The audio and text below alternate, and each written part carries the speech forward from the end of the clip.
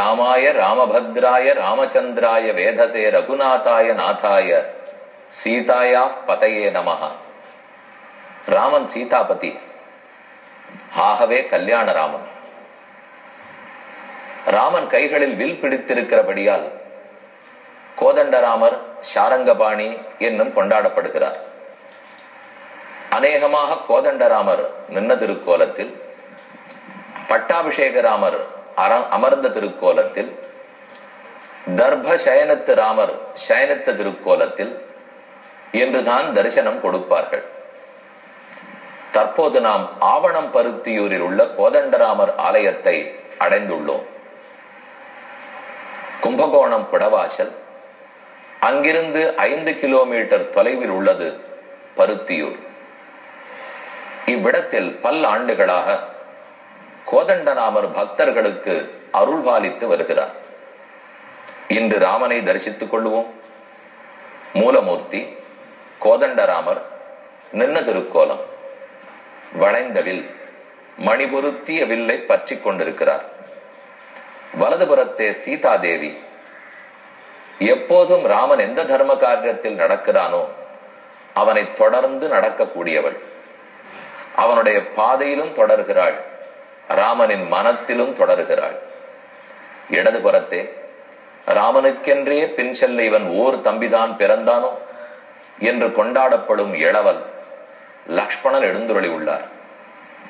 அவர்களை சேவித்துக் கொண்டு அருகில் இருக்கும் ஆஞ்சநேயர் வினயமான திருக்கோலத்தோட ராமனை எப்போதும் வணங்கக்கூடிய பக்தி மாறாத திருக்கோலத்தோட உள்ளார்.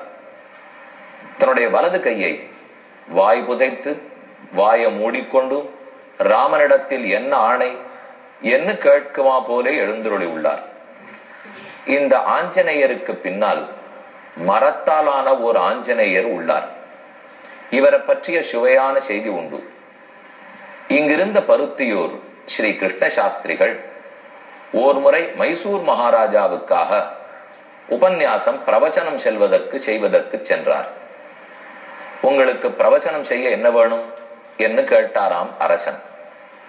எனக்கா ராமன் ஹனுமானுடைய படம் ஒன்றும் ஒரு விளக்கும் அமர்ந்து சொல்லுவதற்கு ஒரு மேடையும் வேணும். சொல்லாமல் சொன்னார், கேட்பதற்கு பக்தர்களும் வேணும். எல்லாரும் ஏற்பாடு செய்யப்பட்டார்கள். அப்போது கூடவே அரசனுடைய தேரில் இருந்து நீண்ட ஒரு மர பொம்மை, ஆஞ்சநேயருடைய பொம்மை. ராமன் ஆஞ்சநேயருடைய சித்திர படத்துக்கு பதிலாக இந்த தேரிலிருந்து கழட்டி கொண்டு வரப்பட்ட ஆஞ்சநேயரை அரசர் கொடுத்தார். 9 நாட்கள் ராமாயண நிகழ்ச்சி நடைபெற்றது, முடிந்தது. அப்போது அரசன் பல பரிசுகளை பிரவச்சனம் செய்தவருக்கு கொடுப்பார். வித்வானுக்கு எத்தனையோ பரிசுகளோட இந்த மர ஆஞ்சநேயரையும் கொடுத்தார்கள். ஆனால் அந்த சாஸ்திரிகளோ மற்ற அனைத்தை காட்டிலும் எனக்கு இவரிடத்தில் தான் பிரீத்தி, இவர் எப்போதும் ராமனுடனே எழுந்தருளி இருக்கட்டும் என்று பருத்தியூர் ராமன் சன்னிதானத்தை அவருக்கு அருகிலேயே எழுந்துருள பண்ணிவிட்டார்கள். அதனாலே ஹனுமான் மூலமூர்த்தி, அவருக்கு பின்னால் செவற்றோடு சாய்ந்து ஆனந்தமா நின்று கொண்டிருக்கும் மர ஆஞ்சநேய சுவாமி. கீழே உற்சவர்களை சேவித்துக் கொள்ளுகிறோம். வளைந்த பாம்பு போன்ற வில் இடது கையில் துலங்க, வலது கையிலே சந்திரனை போன்ற வளைந்த முகத்தோட கூடின நீண்ட அம்பை பற்றி கொண்டு சிரித்த புன்முறுவல் மாறாத திருமுகத்தோட மயக்கும் திருக்கண்களோட நடுவில் ராமன் எழுந்துருளி உள்ளார். அவருக்கு வலது புறத்தே சீதாதேவி. ராமன் யாரார கட்டாட்சிக்கிறானோ அவள் கட்டாட்சிக்கிறாள். அவள் முதலில் கட்டாட்சித்தால் தான் ராமன் ஆரையுமே நோக்குகிறான். இடதுபுறத்தில் லக்ஷ்மண சுவாமி.